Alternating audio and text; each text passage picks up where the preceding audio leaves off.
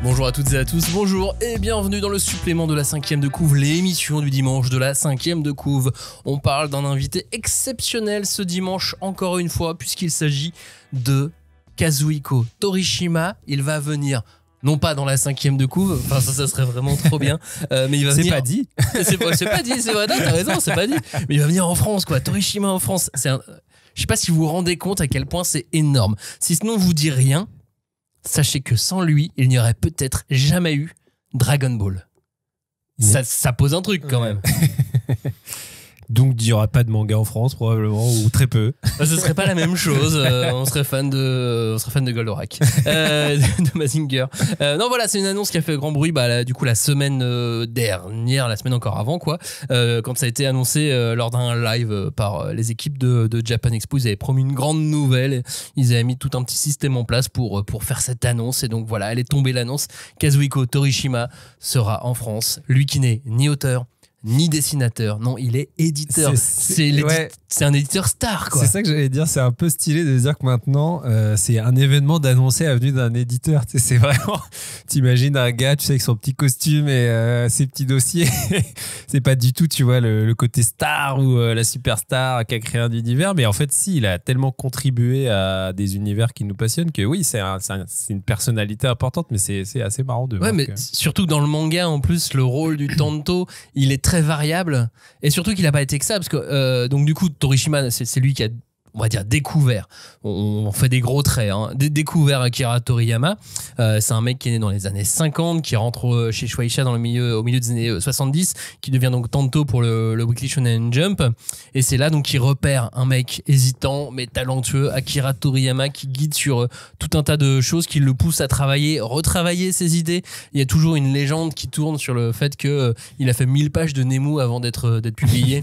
Donc t'imagines comment il l'a fouetté quoi. Ouais, c'est pour lui poser la question. Ouais, c'est ça, j'adorerais. Non mais ouais, c'est cool, et en fait je pense que en plus, je pense que ce qui en fait une star aussi, c'est qu'il y a un côté, non seulement il est témoin de l'histoire, mais acteur de l'histoire du médium qui nous intéresse. Et puis c'est vrai que le Tanto, c'est une figure un peu à la fois centrale mais un peu mystérieuse, donc tu sais, t'as toujours un peu envie de leur poser plein de questions parce que les auteurs, ils sont le nez sur leur planche, en gros ils ont pas vraiment le sens de ce qu'est l'arrière-boutique, tu vois. Eux, les éditeurs ou les gens qui ont vraiment participé à la production des albums ou des histoires dans les magazines, ils ont ce savoir-là et cette histoire-là à nous transmettre, quoi. Et donc Dr Slump d'abord au début 80, Dragon Ball milieu 80, et il l'a accompagné comme ça tout le long. Et tu as utilisé le bon mot, c'est un témoin. Oui. Il sait tout ce qui s'est passé. Alors, et surtout aujourd'hui, il n'est plus en poste nulle part. Il n'a rien à défendre, il n'a rien à vendre, si ce n'est lui, ses mémoires, tu vois, il a rien écrit, tu vois, mais si ce n'est que le mec est libre. Tu sais, c'est comme les journalistes retraités qui, ça y est, ils lâchent tout parce que maintenant ils s'en foutent, ils ont plus de... Mais il peut. Et son histoire est assez folle parce que du coup, 93, donc fin de Dragon Ball, il quitte son poste d'éditeur et il devient rédacteur en chef d'un magazine qui s'appelle le V-Jump, qui était voué un peu à disparaître, ce magazine, le V-Jump, qui existe encore aujourd'hui. C'est vraiment le magazine, on va dire, licence/jeux vidéo de Shueisha.